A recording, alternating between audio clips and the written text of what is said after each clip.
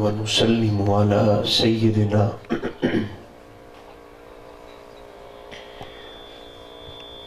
हबीबना व शफीना मौलाना व मलजना व मअवाना मुहम्मदिन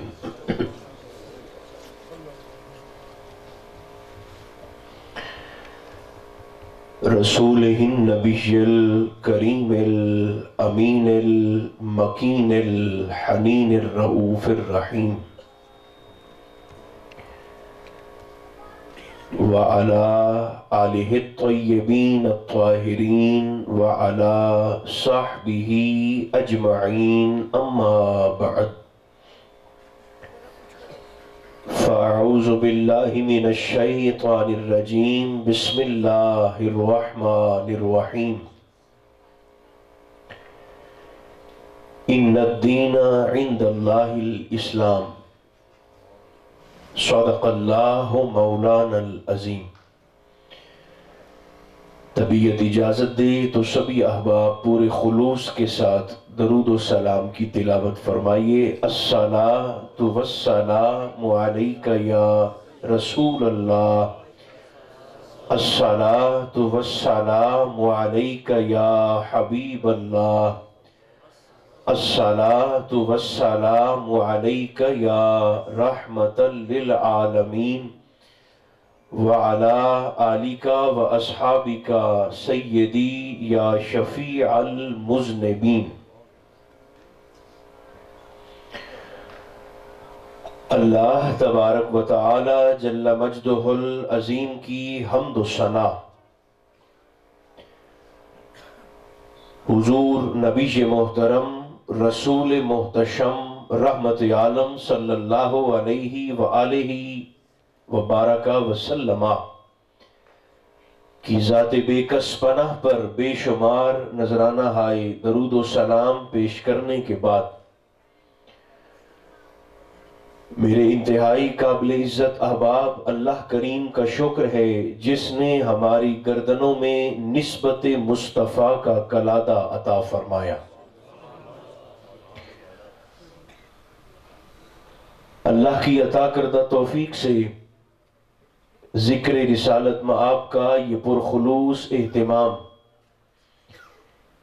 इस बार भी इनेकाद पजीर है। मैं दुआगो हूँ आप तमाम अहलियाने इलाका दुआ की ताईद में आमीन फरमा दें। अल्लाह सरकार के जिक्र मुबारक की बरकत से जलसे को सजाने वाले और महफिल में आने वाले तमाम अहबाब को अपने फजल की वुसअत के मुताबिक अजर अता फरमाए। इस हाजिरी को हम सब की खताओं का कफ़ारा बनाकर रब्बे जुल जलाल मेरा और आपका खातिमा बिल खैर फरमाए। अल्लाह अपने बंदों से 70 माओं से बढ़ के मोहब्बत फरमाता है।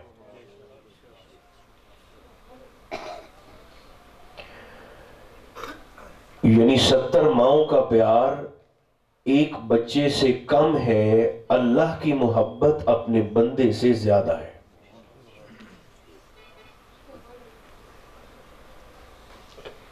मौला तेरे प्यार को महसूस कैसे करें? मां की मोहब्बत का एहसास तो हो जाता है, तेरी मोहब्बत को महसूस कैसे किया जाए? फरमाया मेरे बंदे तुझे कभी तेरी मां ने मारा है? जी मौला, कभी कभी मां है मगर मार लेती। फरमाया कब मारती? वो बारी ताला जब मैं अपनी मां की नाफरमानी करूं ना, अपनी मां का कहा ना मानूं, तो अगरचे मां है मगर नाफरमानी करने पर गुस्से में आकर मारती। फरमाया मेरे बंदे ये मेरा तेरी जात के साथ प्यार का ताल्लुक है, तो एक दिन मां की नाफरमानी करे, वो गुस्से में आकर तुझे मारती है, मैं एक दिन में 5 बार तुझे बुलाता हूं, तू नहीं आता, तेरे रब ने तो तुझे कभी नहीं मारा। वरना ये कैसे मुमकिन है कि तू रहे मेरी जमीन पर,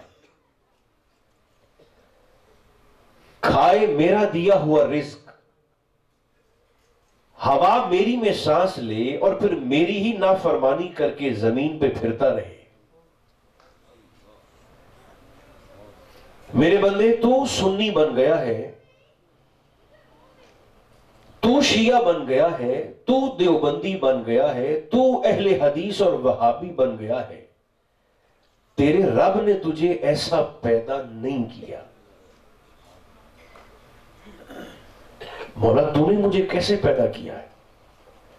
फरमाया, मा मिन मौलूदिन इल्ला यूलदु अला फितरा, तेरे रब ने तुझे मुसलमान पैदा किया। आज भी जो बच्चे यूरोप में पैदा हो रहे हैं वो फितरत इस्लाम पर मुसलमान पैदा हो रहे हैं। मैं तवज्जो का तालिब हूं, आप हां ना कर सकते हैं तो करते रहें। आज भी जो बच्चे हिंदुस्तान में जन्म लेता है वो ऐन फितरत इस्लाम पर मुसलमान पैदा होते हैं। जो बच्चा अफ्रीका के दूर दराज इलाके में आज भी जन्म लेता है वो इस फरमान के मुताबिक फितरत इस्लाम पर मुसलमान पैदा होता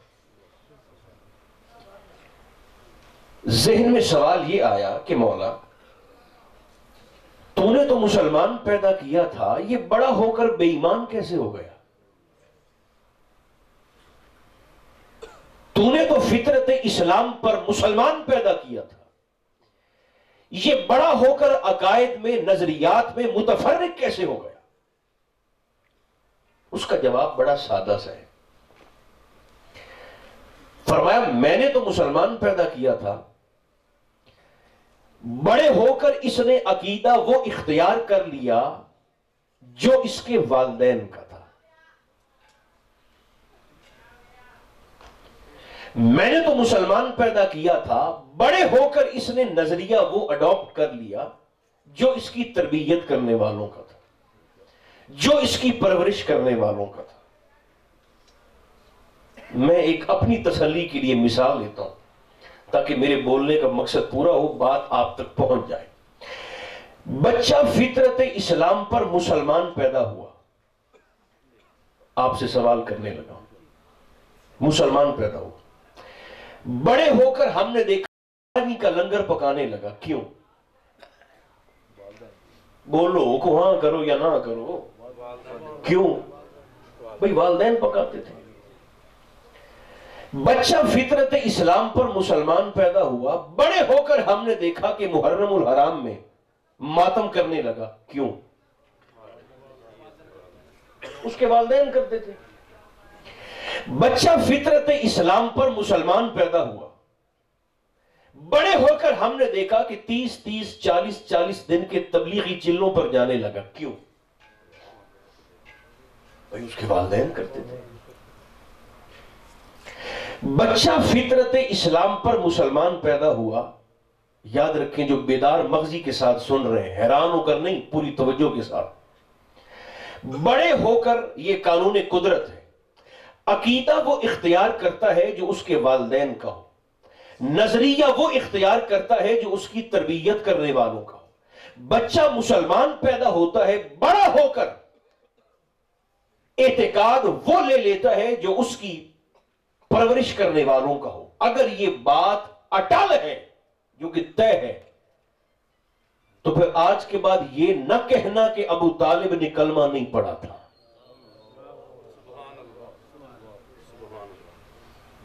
इतना चुप तो मैंने आज तक नहीं देखा जलसा पूरे माह रबीउल अव्वल में। रबी सानी भी गुजर गया। ये कैसा काफिर है जिसने 2 बच्चे पाले, एक बड़ा होकर मोहम्मद मुस्तफा बन जाता है, दूसरा बड़ा होकर अली मुर्तजा बन जाता है। एक बड़ा होकर इमामुल अंबिया बन जाता है, दूसरा बड़ा होकर इमामुल औलिया बन जाता है। एक बड़ा होकर इस्लाम लाने वाला बनता है, दूसरा बड़ा होकर इस्लाम बचाने वाला बनता है। मैं आपको पूरी तालिब इल्माना जमानत के साथ यह बात कहने लगा हूं, आका के विसाल के बाद 3 मौके ऐसे आए थे,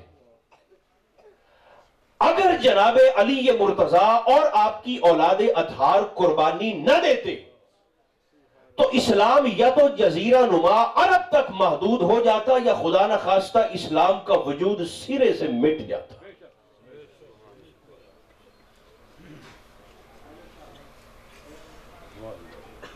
मैं थोड़ी थोड़ी अपनी तसल्ली के लिए, आपका तो मूड पता नहीं क्या है, सुनने का है भी सही है नहीं है, अपनी तसल्ली के लिए चूंकि मिंबर पर बैठा हूं, मैं तीनों मौके की थोड़ी थोड़ी वजाहत कर देता हूं।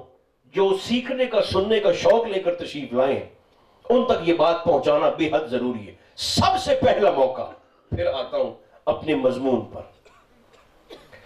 आका के विसाल के बाद इस मामले की हसासियत पर जरा आप गौर फरमाएं। यह सबसे पहला मौका था, मेरे और आपके करीम आका का विसाल हुआ और सकीफा पर बैठकर हुजूर अलैहिस्सलाम के सहाबा खिलाफत के हवाले से मुशावरत कर रहे हैं। असहाबे रसूल की अक्सरियत ने सैयदना सिद्दीक अकबर रदी अल्लाह तआला अन्हो वारदाहु अन्ना के इसमें गरामी पर इत्तेफाक किया। इधर इत्तेफाक हुआ, इधर अबू सुफियान चलकर जनाबे अली ये मुर्तजा के पास आए और कहने लगे, अली, अबू बकर कौन होता है खिलाफत का दावा करने वाला? फरमाया, क्या कहना चाहते हैं? कहने लगे, आप अपनी खिलाफत का ऐलान करें और फिर आप देखेंगे कि मैं कैसे मदीना की गलियों को जंगजुओं से भरता हूं। यह पहला मौका था जो ज़हनी तौर पर महफिल में हाजिर होकर यह कबूल फरमा रहे। यह इस कदर हसास मामला था चूंकि हुजूर अलैहिस्सलाम अगर इमामुर रसूल थे तो आप हाकिम वक्त भी थे। यह पहला मौका था, मगर मेरे और आपके हैदर कर्रार ने यह कहकर इस्लाम की और मुसलमानों की इज्जत को बचाया कि मैं अपने महबूब के शहर पाक की गलियों को मुसलमानों के खून से रंगना नहीं चाहता। नारे तकबीर, नारे रिसालत।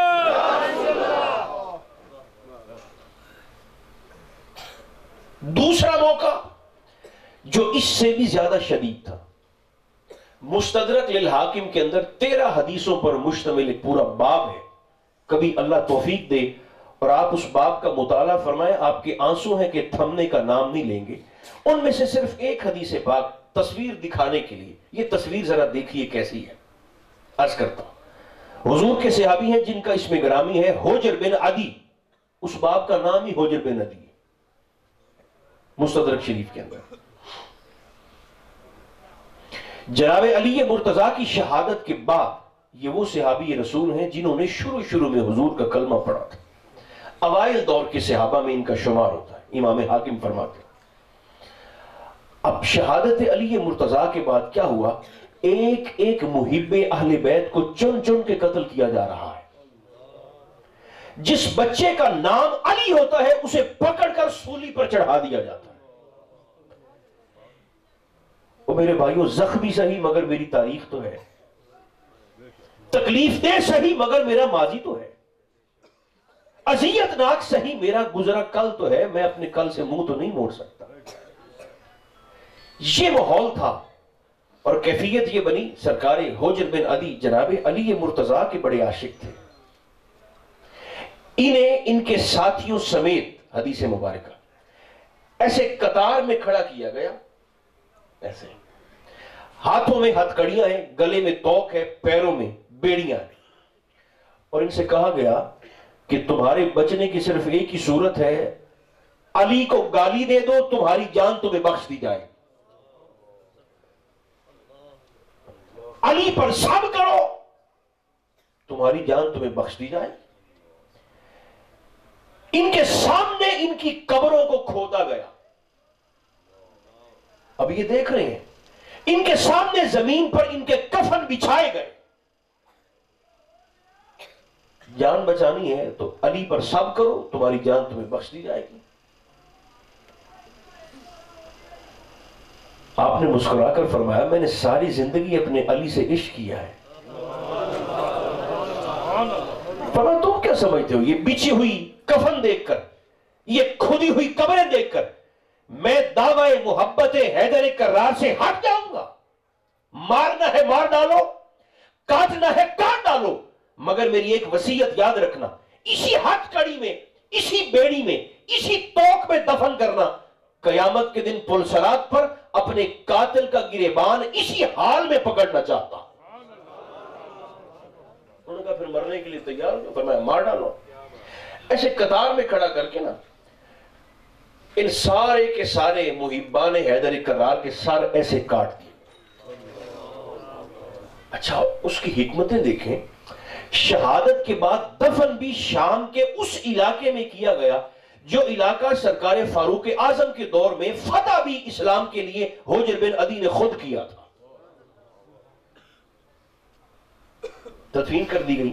ये अभी 3-4 साल पहले, जो मेरे नौजवान दोस्त बैठे हैं वो तो यकीनन इस अमर से वाकिफ होंगे।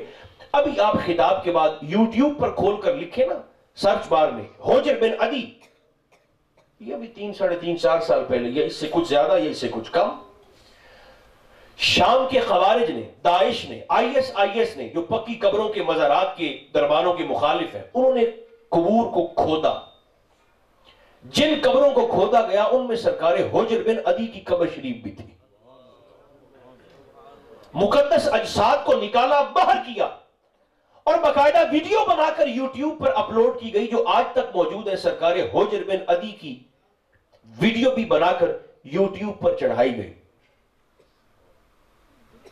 उत्तू हरी हो ना बंदे दी, तो आंखों देखा भी उसको हिदायत नहीं दे सकता। 15 सदियां गुजर जाने के बावजूद सरकार होजर के जसद पाक को निकाला गया। तो मेरे होजर की जिस्म की ताजगी का यह आलम है, आपके चेहरे पाक पर ताजा खून 15 सदियों के बाद वैसे का वैसा मौजूद।